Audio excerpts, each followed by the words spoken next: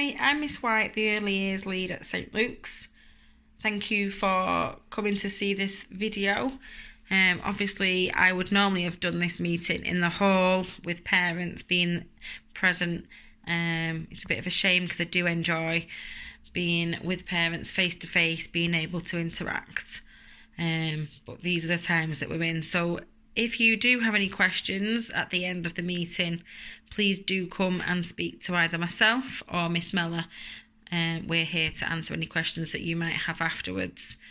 I'm going to start by talking about the importance of reading, which you might feel is a little bit silly because we know how important it is in life to be able to read. I think it's important just to kind of recap why we need to read. So research shows that children who read regularly have a better aptitude for learning in all of the subjects. They acquire basic speech skills. They understand the basics of reading. They have good communication skills and have good logical thinking.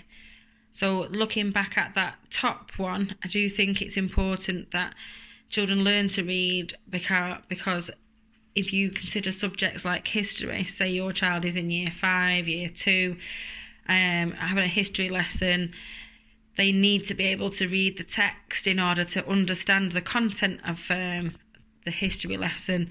If they can't read, then they're going to struggle to kind of be able to flourish in that subject as well. Having good communication skills and good logical thinking is also important for just being an adult. We all need to have good communication skills and good logical thinking. And children need to see the worth of reading so that they understand why they have to do it. So why do we read? So children need to understand why they have to learn to read. Obviously, in everyday life, as adults, we are reading maps, instructions, letters, emails, texts. We're reading on social media. If you're out and about, use your child to show them what you're reading. If you're trying to get on a bus, can you read the where it's telling you to get off? If you're going somewhere with a map, you might need to understand the instructions. There's a purpose to being able to read. Children need to see this. It must be fun and enjoying books together. So we need to build up a love of reading in children. Children have a natural thirst for having a story read to them. So if I'm in the reading corner at school, I can be sat with 1 or 2 children reading a book to them, and before you know it, you've got 10 children sat around you trying to listen to the story. They love having stories read to them. All children love this. So it is a nice way to spend time with your child, reading at bedtime or reading on a Saturday afternoon. So make sure that you do spend that time. If you don't have books at home, you could ask school for books. There are obviously libraries where you can take books out for free. Do access those. Children do enjoy having stories read to them. The next slide talks about how reading helps with writing. So obviously children at reception level at the beginning of the year, obviously we can't write yet, we're still learning, but it is important being able to read because it helps further down the line. So it builds up vocabulary. It enables children to understand sequences of stories such as beginning, middle, end, also types of stories, and characteristics are transferable into writing.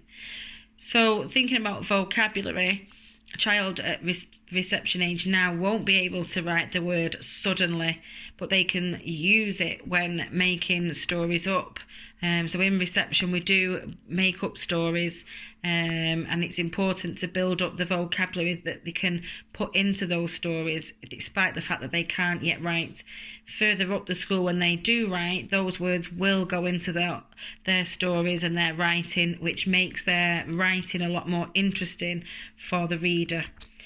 The characteristics also are important. So if you're sharing a book with a child, talk about the characteristics, or, talk about the big bad wolf. Is he a good guy? Is he a bad guy? What makes him, is he sly? What makes him bad? When children are doing writing further down the line, those characteristics then can be transferable into writing when they're creating characters themselves. So obviously this is an important skill. The importance of phonics. So phonics is the teaching of sounds and is done daily. It is the basis of reading and writing. And in England, children are taught to read the words on the page using phonics. Phonics is an approach to reading that focuses on building words from sounds. A sound might be represented by a letter such as S or M, or a group of letters like Ch or I. So in England, we use a scheme, and that isn't taught through the alphabet order. We are teaching children through groups, which you'll see further in the PowerPoint. A lot of children come to school and they might know the uppercase sounds for some letters, so they might say S or M. But our children need to learn the sound that the letter makes. So it is S, not S, or M. It's not M. Because when they begin to sound out words such as sun, we say S or N. We don't say S or N. So that's important. So at school, children will start by learning the letters and the sounds that they make and how to put them together to read simple words. For example, once they know the individual sounds for S, A and T, they can blend them together to form the word sat. So what we teach at school is how to read this word sat. So we would touch underneath and say S, A, T. And that's called segmenting that word. And then we blend it together to read the word. So we would say it a bit quicker. S-at, sat, s-at, sat. That's how we teach children how to read. So they are taught in sets. So the first set is s-at, p-i, N, and this allows for reading before all sounds are learnt. So once your child knows those first 6 sounds, they're able to make words such as pin, nip, tin, sat, sat. There's lots of words that can be made from those 6 sounds. So that's the order that they will begin, and then there are next sets following this. The process of phonics, so they're taught daily through the sounds, then through the reading and writing. It's taught in phases. So the first phase is phase 2, because phase 1 is taught in the nursery year, and they will just think about the sounds like environmental sounds, but the actual phonics phase 2 is about teaching of the letters.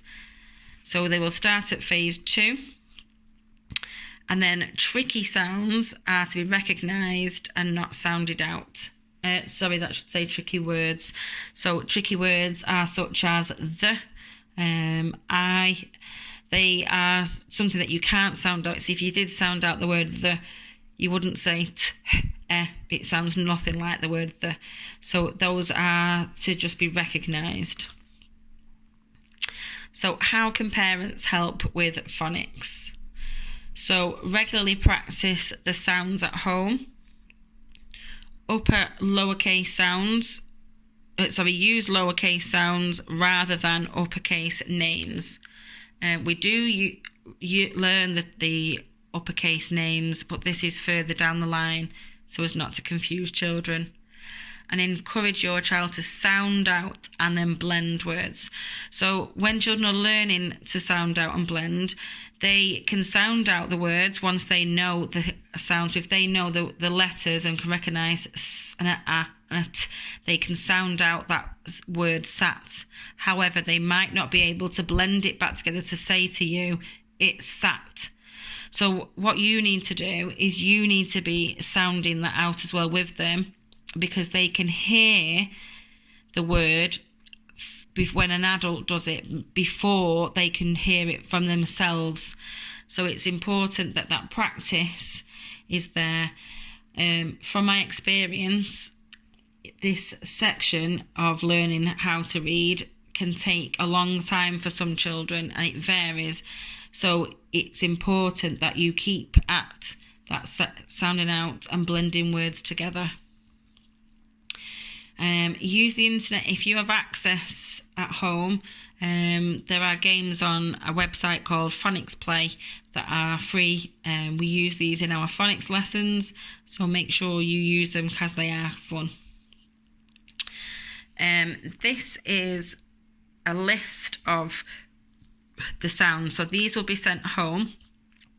Here are the first sounds that they will learn. So s, a, and t. I is the tricky word that they will learn first. Then once they know these sounds, they can blend together to make these words. These are not exclusive. You can use other words that you want your child to read, but they are just examples. They would then get set 3, which has the next set of sounds in, and then another tricky word, no. Then another example of words that they can read due to knowing these 6 sounds. Then the next set is another tricky word with another 3 sets, and then so on. You will receive these to help your child.